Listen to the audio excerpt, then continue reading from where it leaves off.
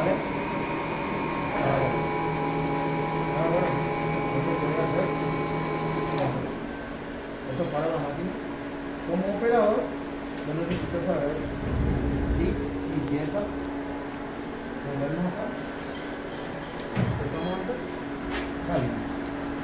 ¿Qué es lo que yo hago como operador? Mido la pieza. Si es que tiene la medida.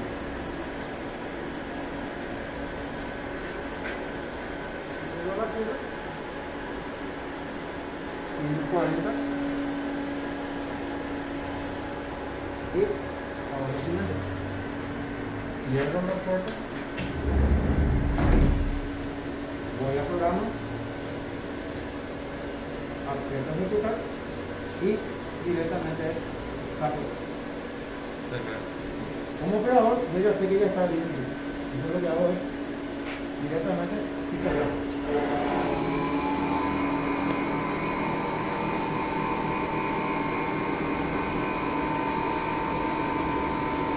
Ya ahí hace todo el control. Sí. Ya no va a parar hasta que no termine.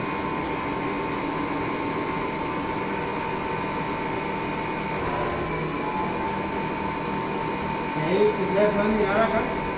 Va a ir él va guiando esto de acuerdo al diámetro. En realidad, directamente queda el mismo que pusieron mil como último detalle.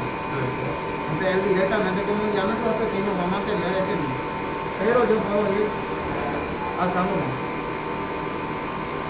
La velocidad De RPM. O puedo ir mismo.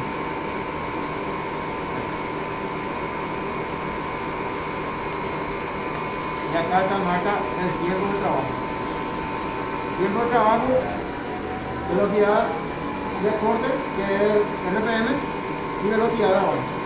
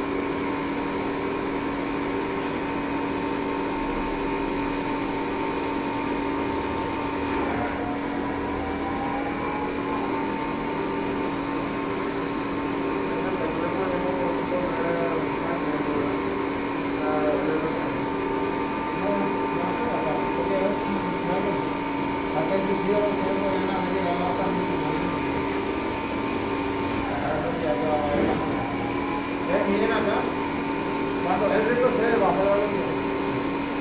Cuando vuelve a empezar, baja la velocidad. ¿Por qué? Porque el límite que ustedes llegan de kilo. Entonces, por más que él baje el diámetro, vamos a mantener acá. Porque es el límite que ustedes tienen.